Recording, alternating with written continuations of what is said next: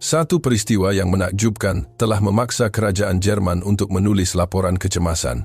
Para warga emas kelas atasan Jerman yang sebelum ini hanya melancong ke Switzerland dan Perancis sepanjang hayat mereka tiba-tiba mula membeli tiket penerbangan ke Malaysia dan ribuan daripada mereka bertindak serentak.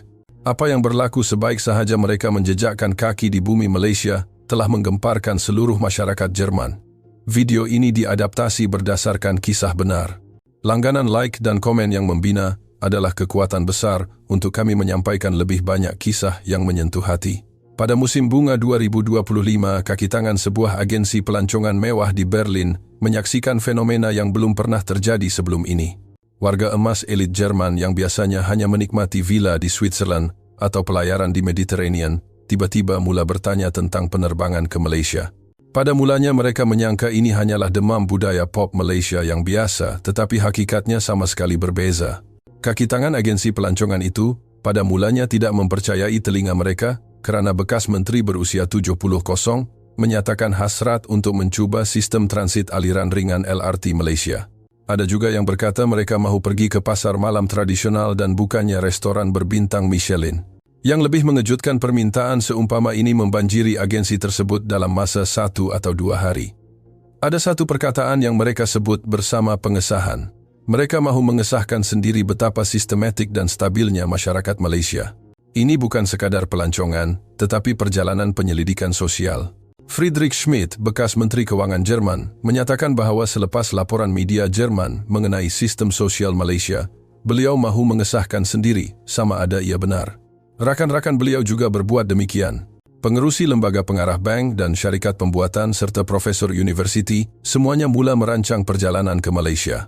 Agensi pelancongan mewah di Berlin merasa serba salah kerana ini adalah kali pertama mereka menerima jenis pertanyaan perjalanan ini sejak mereka dibuka.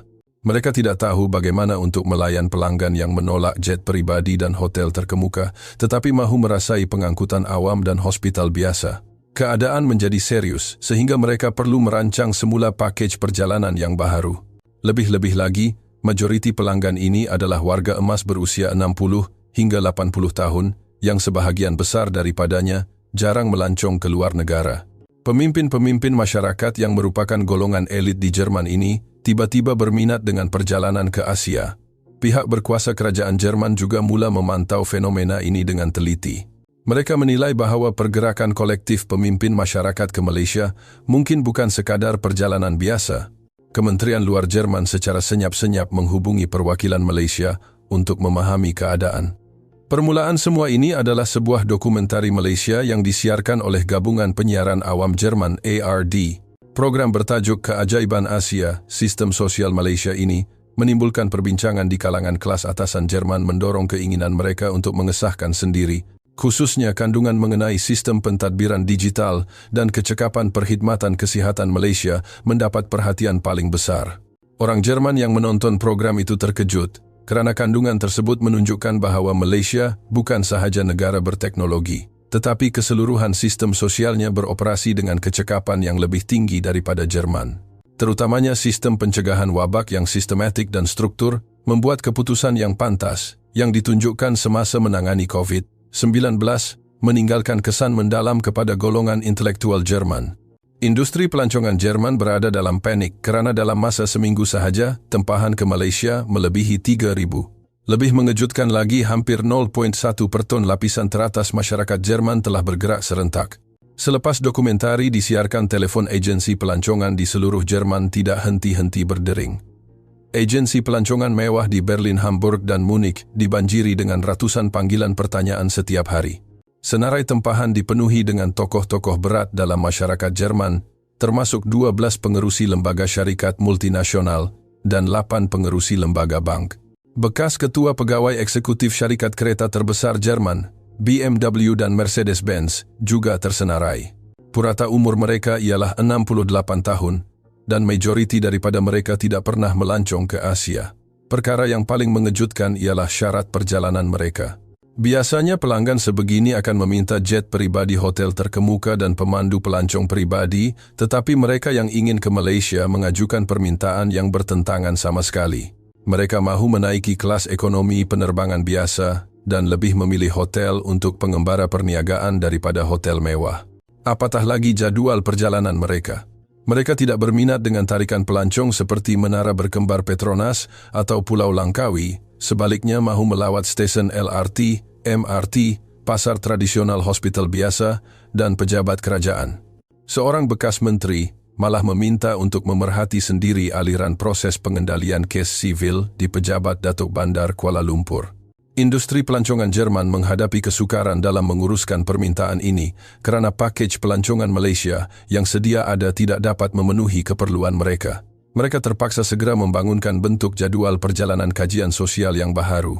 Wakil sebuah agensi pelancongan besar di Berlin mengadakan mesyuarat tergempar. Kaki tangan perlu menghubungi agensi awam Malaysia untuk mendapatkan kebenaran lawatan. Pemandu pelancong juga perlu menjalani latihan baharu kerana tugas utama mereka bukan lagi panduan pelancongan, tetapi menjelaskan sistem sosial. Pejabat turisme Malaysia di Jerman juga merasa buntu.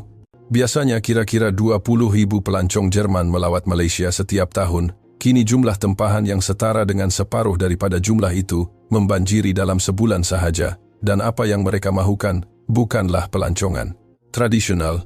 Kerajaan Jerman memantau keadaan ini dengan teliti kerana pergerakan kolektif pemimpin masyarakat keluar negara mungkin mempunyai implikasi diplomatik. Kementerian Luar Jerman mengeluarkan notis tidak rasmi kepada kerajaan Malaysia dan mewujudkan sistem kerjasama antara kedua-dua negara. Yang paling menarik ialah motivasi para pembuat tempahan. Tujuan mereka bukan sekadar ingin tahu, tetapi untuk perbandingan dan kajian dengan masyarakat Jerman. Seorang bekas Menteri Ekonomi berkata beliau ingin mengesahkan sendiri selepas melihat laporan yang menunjukkan sistem kerajaan digital Malaysia mendahului Jerman selama 10 tahun. Media Jerman juga mula memberi perhatian kepada fenomena ini. Bild melaporkan dengan tajuk Demam Malaysia di kalangan elit Jerman. Der Spiegel menerbitkan laporan mendalam bertajuk Pemimpin Jerman Belajar dari Asia.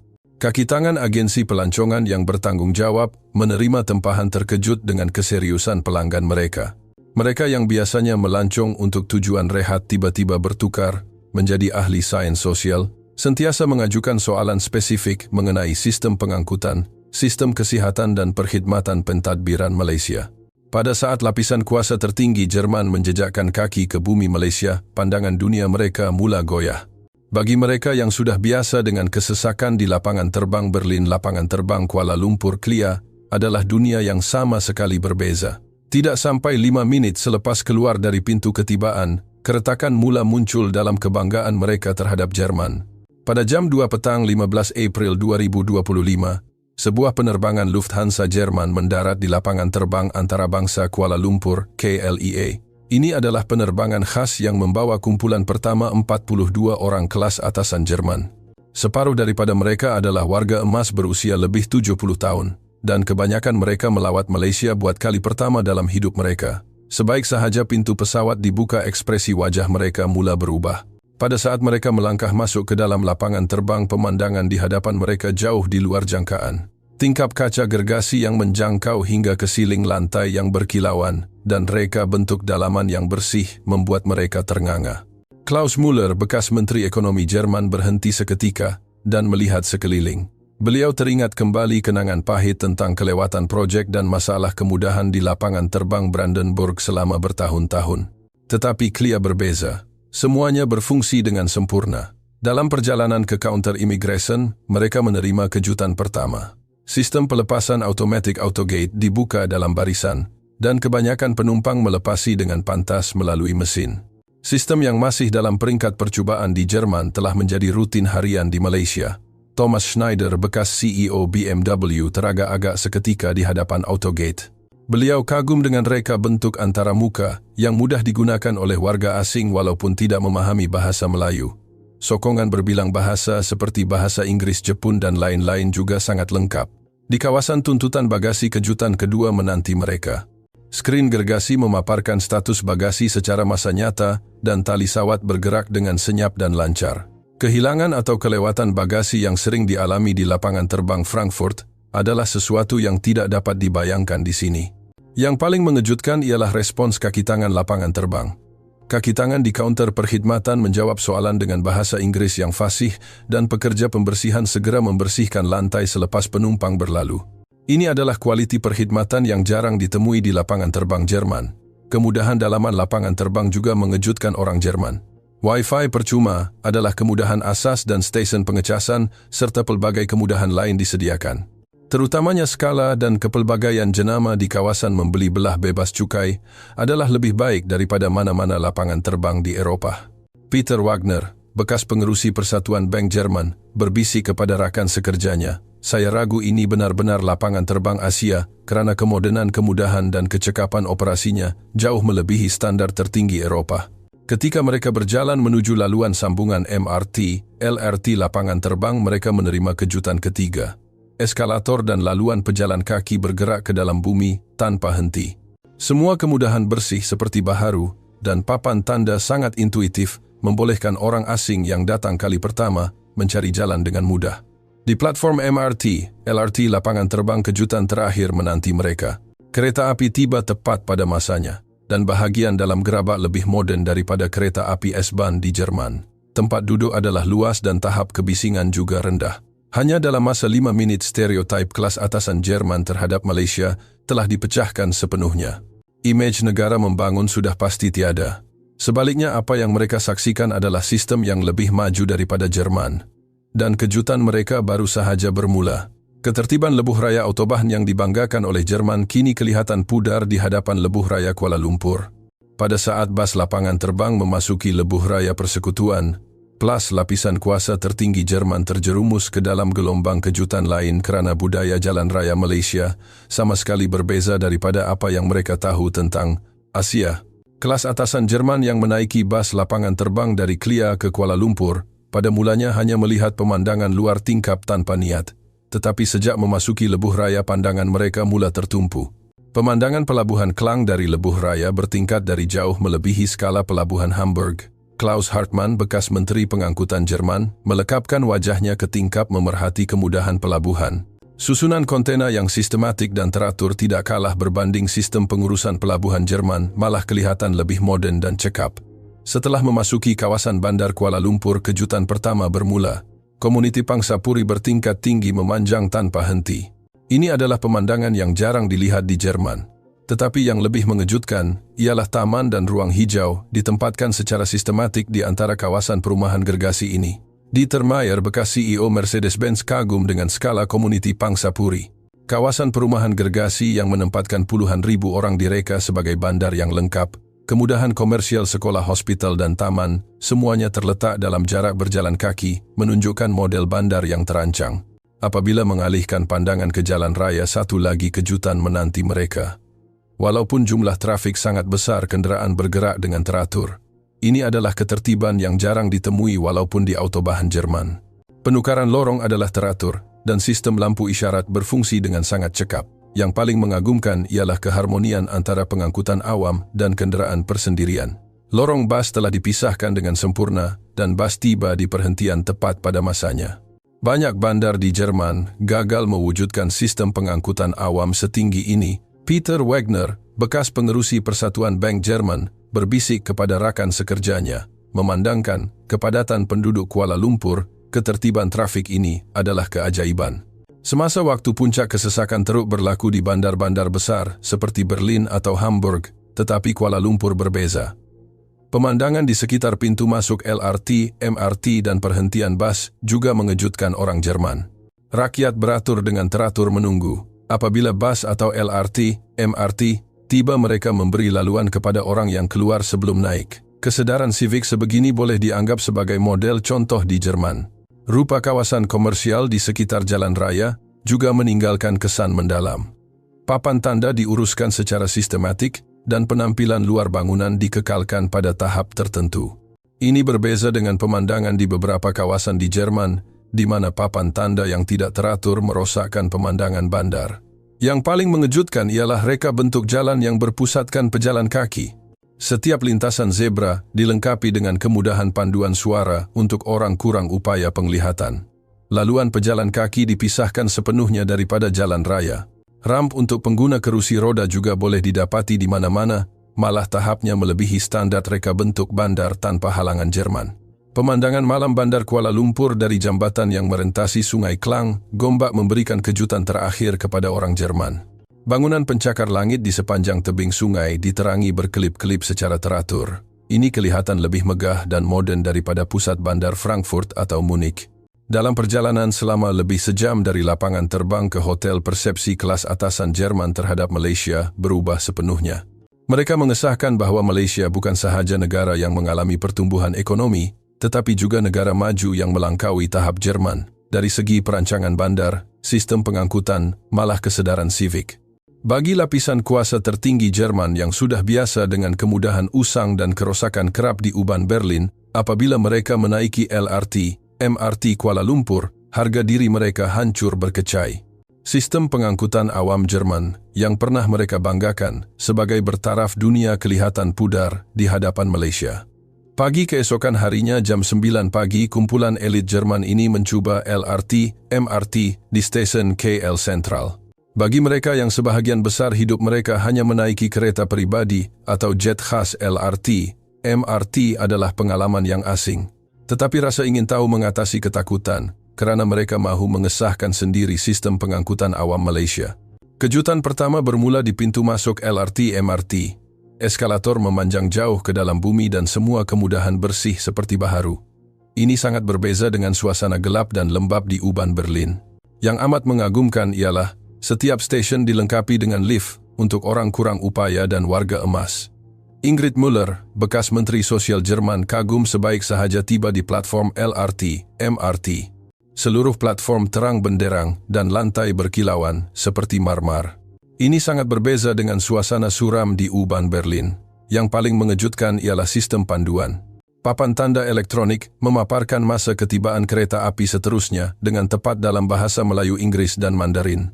Kelewatan atau notis pemberhentian yang sering dialami di kereta api bawah tanah Jerman sama sekali tidak kelihatan di sini.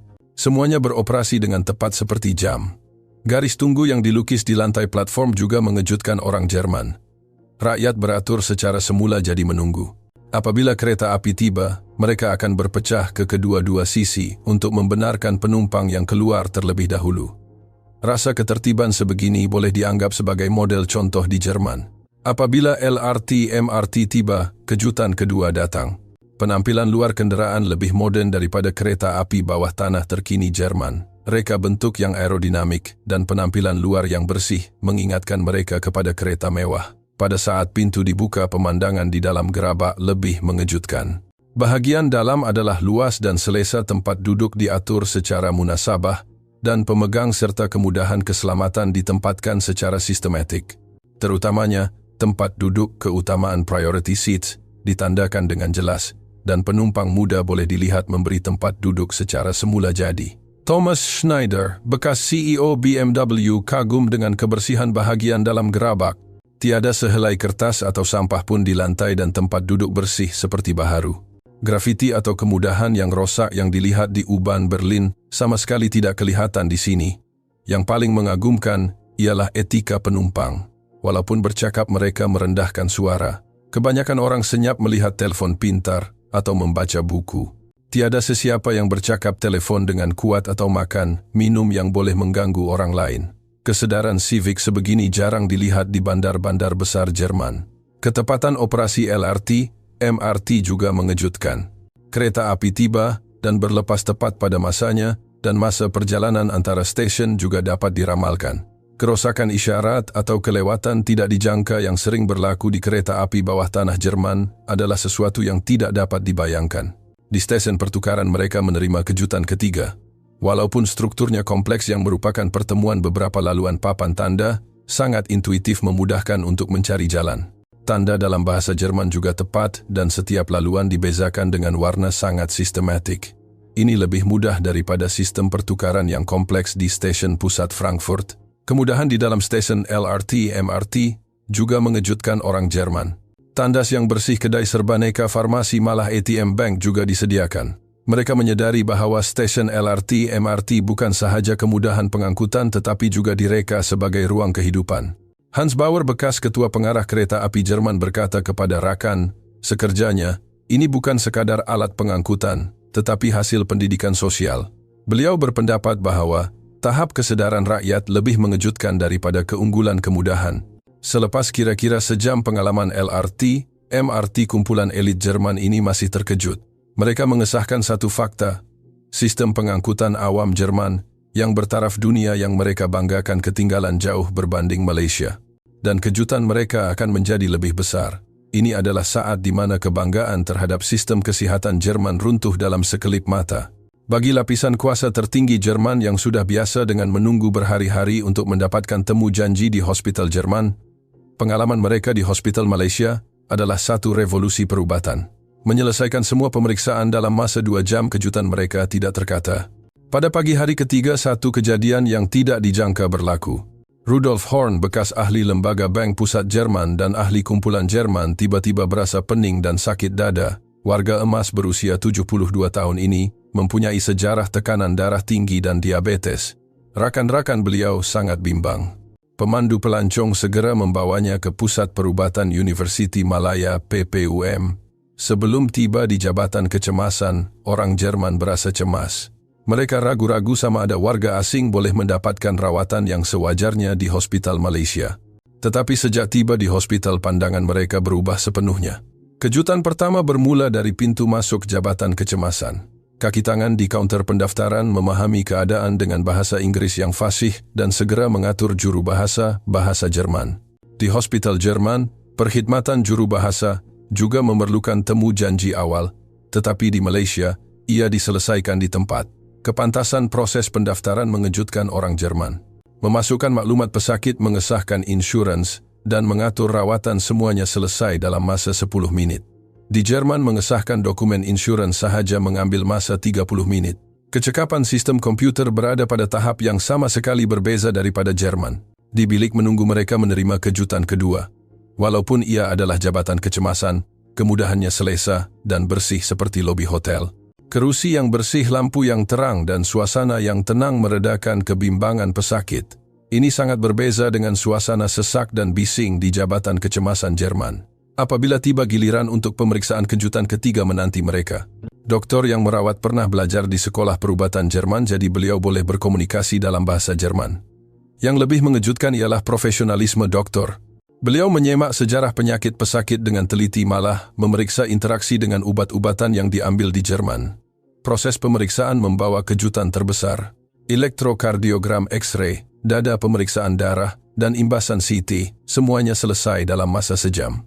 Di Jerman, mendapatkan temu janji untuk imbasan CT sahaja memerlukan menunggu beberapa minggu. Keputusan pemeriksaan juga dapat dilihat secara masa nyata, menjadikan proses diagnosis sangat pantas.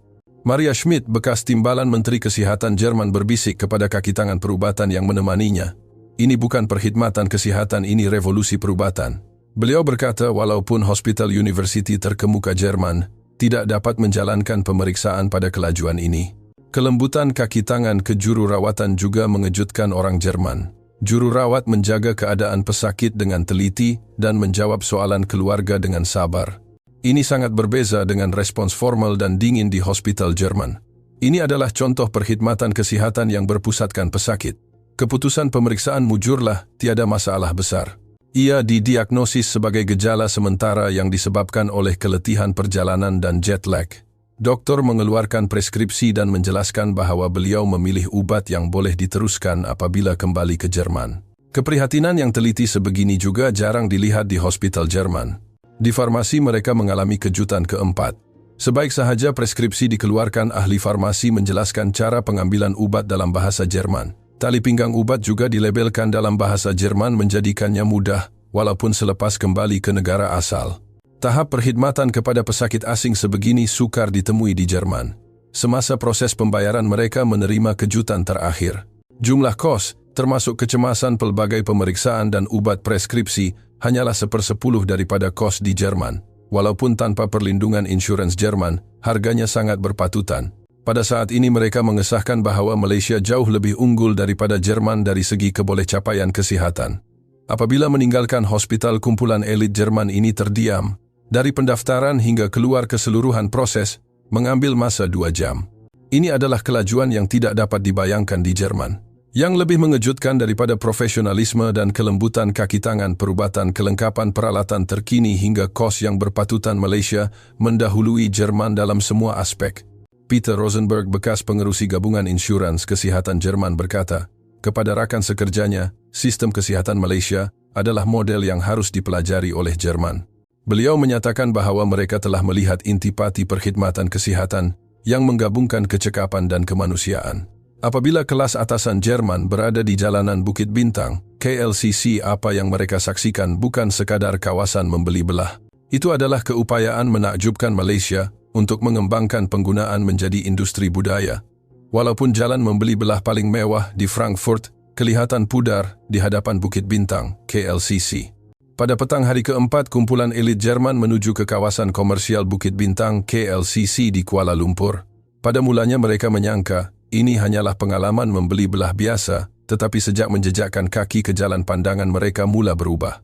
Bukit Bintang, KLCC, adalah dunia yang sama sekali berbeza daripada jalan kedai tradisional Asia yang mereka tahu. Seluruh jalan direka sebagai ruang budaya gergasi. Laluan pejalan kaki dan jambatan udara adalah luas dan bersih.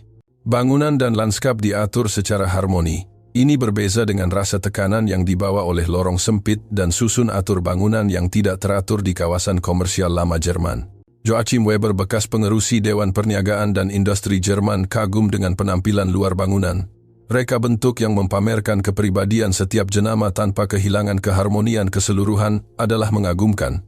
Berbanding dengan gaya seni bina yang bercampur-campur di Kurfürstendamm, Berlin, tempat ini kelihatan lebih sistematik dan bergaya. Kejutan pertama datang dari gedung serbaneka dan kedai pakaian. Kedai bukan sahaja mempamerkan produk, tetapi setiap kedai dihiasi seperti taman tema. Terdapat ruang di mana pelanggan boleh mengalami sendiri perkhidmatan perundingan pribadi daripada penasihat profesional, malah ruang budaya kompleks dengan kafe kecil. Ini sama sekali berbeza daripada kaedah pameran kedai di Jerman. Kedai-kedai Malaysia telah meningkatkan membeli belah menjadi hiburan. Mereka membenarkan pelanggan membeli bukan sahaja barangan, tetapi juga pengalaman. Di kedai pakaian mereka mengalami kejutan kedua. Tahap perkhidmatan jurujual melebihi gedung serbaneka paling mewah di Jerman. Setiap pelanggan ditemani oleh penata gaya pribadi eksklusif yang menawarkan cadangan pakaian yang disesuaikan. Perkhidmatan yang hanya ditawarkan kepada pelanggan VIP di Jerman adalah fenomena biasa di sini. Claudia Müller, bekas pengerusi Persatuan Fashion Jerman, memerhatikan cara pengurusan kedai. Mereka bukan sekadar menjual pakaian tetapi mencadangkan gaya hidup. Setiap jenama mempunyai kisah dan konsepnya sendiri, dan pelanggan juga ingin menjadi sebahagian daripada kisah itu. Di kedai makanan dan minuman mereka menerima kejutan ketiga. Dari food court, gedung serbaneka hingga restoran mewah, semuanya diuruskan dengan teratur. Tahap kebersihan sepenuhnya memenuhi standar Jerman, dan rasa serta kualiti perkhidmatan juga sangat baik. Yang amat mengagumkan ialah setiap restoran mempunyai konsep dan suasana yang unik. Ini sangat berbeza dengan budaya restoran yang seragam di Jerman. Makan di Malaysia itu sendiri adalah pengalaman budaya. Bukan sahaja rasa makanan, malah suasana perkhidmatan, malah reka bentuk dalaman, semuanya direka untuk kepuasan pelanggan. Yang paling mengejutkan ialah penggunaan teknologi digital. Sistem pesanan menggunakan kode QR, pertanyaan inventory, masa nyata perkhidmatan, cadangan pribadi dan lain-lain, semuanya dihubungkan melalui pendigitalan. Berbanding dengan kedai Jerman yang masih menggunakan tulisan tangan untuk urusan perniagaan, tempat ini mendahului 10 tahun. Thomas Schmidt, bekas pengerusi Persatuan Ekonomi Digital Jerman, berkata kepada rakan sekerjanya, Malaysia telah mengembangkan penggunaan daripada transaksi semata-mata menjadi industri. Mula membeli belah itu sendiri telah menjadi aktiviti hiburan dan budaya. Korak tingkah laku pelanggan juga mengejutkan orang Jerman.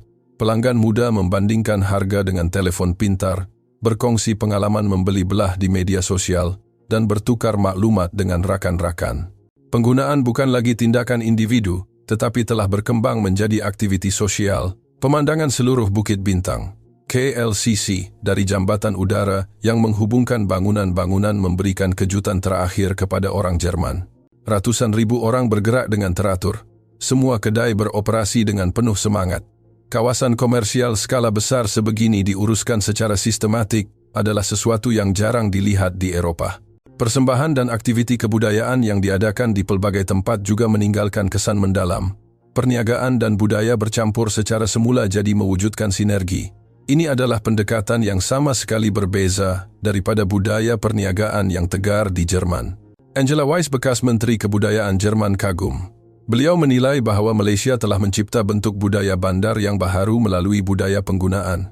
Tempat ini bukan sahaja tempat untuk membeli dan menjual barangan, tetapi juga telah berkembang menjadi ruang di mana orang berkumpul mencipta dan menikmati budaya. Selepas menamatkan hari di Bukit Bintang, KLCC kelas atasan Jerman menyadari bahawa budaya penggunaan Malaysia bukan sahaja aktiviti ekonomi, tetapi juga petunjuk kreativiti dan inovasi seluruh masyarakat. Apabila kelas atasan yang kembali ke Jerman mula bersuara, seluruh masyarakat Jerman terjerumus ke dalam kejutan. Lapisan kuasa tertinggi ini yang sepanjang hayat mereka memegang kepercayaan akan keunggulan Jerman mula meragui diri mereka. Akhirnya, keadaan berkembang sehingga kerajaan Jerman terpaksa menulis laporan kecemasan. Pada awal Mei 2025, kelas atasan Jerman yang telah ke Malaysia kembali ke Berlin. Sejak dari lapangan terbang, ekspresi wajah mereka kelihatan sangat berbeza. Orang-orang yang biasanya berpegang kepada idea Eurosentrik berpusatkan Eropah, kini mempunyai perspektif yang sama sekali berbeza. Dan apabila mereka mula bercakap, gelombang besar timbul dalam masyarakat Jerman. Bom kejutan pertama dilemparkan oleh Friedrich Schmidt, bekas Menteri Kewangan Jerman. Di sebuah perhimpunan politik di Berlin, beliau secara terbuka menyatakan bahawa sistem kerajaan digital Malaysia mendahului Jerman sekurang-kurangnya 10 tahun. Politik Jerman gempar kerana kata-kata ini datang dari mulut orang yang sepanjang hayatnya melaungkan Jerman didahulukan. Media Jerman mula bergerak. Bild mendominasi tajuk utama dengan tajuk "Kejutan Malaysia di kalangan elit Jerman". Der Spiegel menyiarkan laporan khas bertajuk "Pemimpin Jerman Belajar dari Asia". Frankfurter Allgemeine Zeitung memulakan laporan mendalam menganalisis model Malaysia. Kejutan kedua datang dari Thomas Schneider, bekas CEO BMW. Di Perhimpunan Industri Kereta Jerman, beliau menyatakan bahawa sistem pengangkutan awam Malaysia lebih cekap daripada autobahn Jerman. Harga diri Jerman sebagai kuasa kereta runtuh dalam sekelip mata. Bagi ahli ekonomi Jerman yang setiap hari mengalami kesesakan lalu lintas di Frankfurt dan Munich, ini adalah kenyataan yang mengejutkan. Seluruh dunia perniagaan Jerman mula bergolak. Ahli perniagaan yang telah ke Malaysia berkongsi pengalaman Malaysia mereka di pelbagai perhimpunan. Daripada sistem automatik di Klia, ketepatan operasi LRT, MRT Kuala Lumpur, kepantasan sistem hospital hingga inovasi digital di Bukit Bintang, KLCC, semuanya disampaikan dengan data yang konkret. Gelombang terbesar berlaku dalam dunia kesihatan. Maria Schmidt, bekas Timbalan Menteri Kesihatan Jerman, bersaksi tentang sistem kesihatan Malaysia di Kongres Persatuan Doktor Jerman. Apabila beliau bersaksi bahawa temu janji imbasan CT di Jerman mengambil masa 3 minggu, tetapi di Malaysia semua pemeriksaan selesai dalam masa 2 jam, suara-suara kritikan mula muncul dalam dunia perubatan Jerman. Kerajaan Jerman tidak boleh lagi berdiam diri. Dengan fenomena pemimpin masyarakat memuji Malaysia yang berterusan, Kementerian Luar dan Kementerian Ekonomi bersama-sama membentuk pasukan petugas kecemasan. Matlamatnya adalah untuk menganalisis sistem sosial Malaysia secara sistematik dan mencari bahagian yang boleh diterima pakai oleh Jerman. Soalan-soalan mengenai Malaysia juga meningkat secara mendadak di Parlimen Jerman. Ahli Parlimen Pembangkang menuntut jawapan tentang berapa jauh dasar pendigitalan kerajaan ketinggalan berbanding Malaysia. Ahli Parlimen Parti Pemerintah juga meminta pelan untuk segera memperkenalkan kes kejayaan Malaysia ke Jerman. Bangunan Parlimen di Berlin mendidih dengan demam Malaysia. Reaksi rakyat Jerman juga hangat. Selepas kenyataan kelas atasan yang telah ke Malaysia dilaporkan secara harian oleh media, rakyat biasa juga mula berminat dengan Malaysia. Bilangan pendaftaran kelas bahasa Melayu, Inggris di Berlin dan Munich meningkat 10 kali ganda. Jumlah tempahan produk pelancongan Malaysia meningkat 500% berbanding tahun sebelumnya. Kesimpulan akhir kerajaan Jerman adalah mengejutkan. Laporan setebal 200 muka surat yang ditulis bersama oleh Kementerian Ekonomi dan Kementerian Luar bertajuk "Perubahan Persepsi Golongan Elit Selepas Pengalaman Malaysia dan Impak Sosialnya" secara rasmi menyimpulkan bahawa Malaysia bukan sahaja negara Asia, tetapi juga model masyarakat maju yang harus dipelajari oleh Jerman. Kandungan teras laporan itu lebih mengejutkan. Analisis menunjukkan bahawa Malaysia mendahului Jerman dalam semua bidang kelajuan pelaksanaan kerajaan digital, kecekapan sistem pengangkutan awam, inovasi, perkhidmatan kesihatan, dan tahap pembangunan budaya komersial bandar. Laporan itu secara khusus mencadangkan bahawa Malaysia harus dianggap sebagai kes teladan dari segi kesedaran sivik dan ketertiban sosial. Pada musim panas 2025, Kanselor Jerman secara rasmi mengumumkan lawatan negara ke Malaysia. Ini bukan sekadar formaliti diplomatik tetapi lawatan kajian untuk mempelajari secara langsung sistem maju Malaysia. Rombongan yang mengiringi termasuklah ketua-ketua kementerian dan CEO syarikat utama. Perjalanan yang bermula daripada rasa ingin tahu sekumpulan kelas atasan Jerman akhirnya membawa kepada perubahan dasar di peringkat negara menjadi peristiwa bersejarah. Setakat ini sahaja video hari ini. Jika ia membantu anda, sila like, langgan dan aktifkan pemberitahuan. Saya akan membawakan kandungan yang lebih bermakna dalam video seterusnya.